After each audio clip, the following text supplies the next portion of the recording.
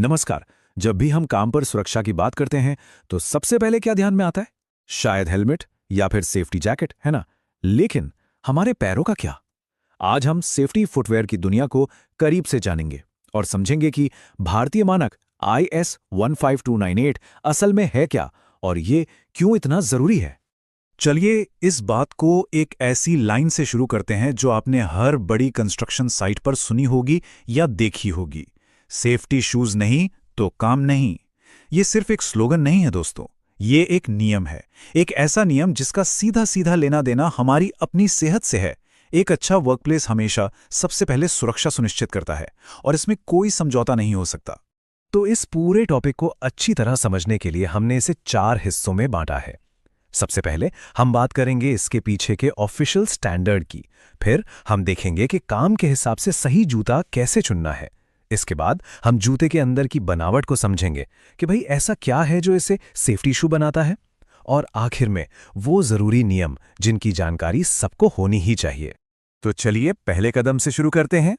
भारत में जितने भी सेफ्टी शूज बनते हैं या इस्तेमाल होते हैं, उनकी क्वालिटी और मजबूती की एक ही बुनियाद है और वो है IS 15298। तो ये IS 15298 है क्या चीज आखिर? देखिए, आसान भाषा में कहें तो ये भारत सरकार का बनाया हुआ एक स्टैंडर्ड है, एक पैमाना है जो ये बताता है कि एक अच्छा सेफ्टी शू कैसा होना चाहिए। और हाँ, ये समय के साथ अपडेट भी होता रहता है, जैसे 2016 में और अभी हाल ही में 2023 में। तो कोई भी नया जूता खरीदने से पहले ये देख लेना जरूरी है कि वो इन लेटेस्ट नियमों को मानता हो। तो ये नियम लागू कहाँ-कहाँ होते हैं, मतलब किन जगहों पर इन्हें पहनना बिल्कुल जरूरी है?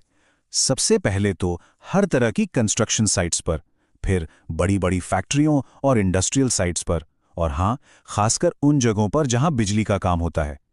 इन जगहों पर बिना स्टैंडर्ड वाले जूते पहने काम करने की इजाजत बिल्कुल नहीं होती। ठीक है, तो हमने स्टैंडर्ड तो समझ लिया, पर अब आता है असली सवाल। अपने काम के हिसाब से सही जूता चुने कैसे? क्योंकि हर काम का रिस्क अलग होता है ना? तो जाहिर है एक ही जूता हर जगह तो काम नहीं आ सकता। ये टेबल देखिए, इससे समझना काफी आसान हो जाएगा। जूतों को उनके काम के हिसाब से बांटा गया है। जैसे जो जनरल इंडस्ट्रियल काम होते हैं, उनके लिए S1, S2 या S3 कैटेगरी के जूते आते हैं।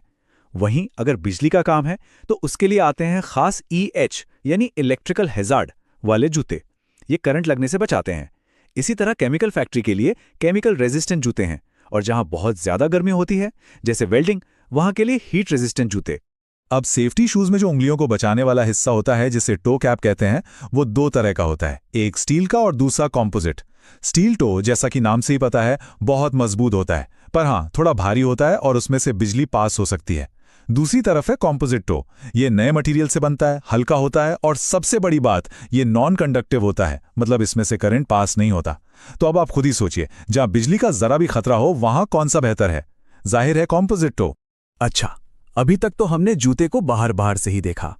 अब जरा इसके अंदर झांक कर देखते हैं कि आखिर एक नॉर्मल जूते और एक सेफ्टी जूते की बनावट में क्या फर्क होता है जो इसे इतना सुरक्षित बनाता है। देखिए, एक सेफ्टी शू असल में एक जूता नहीं, बल्कि कई सारी सेफ्टी लेयर्स का एक पूरा सिस्टम है। सबसे आगे होता है टो कैप, जो ऊपर से कोई भारी चीज गिरने पर उंगलियों को बचाता है।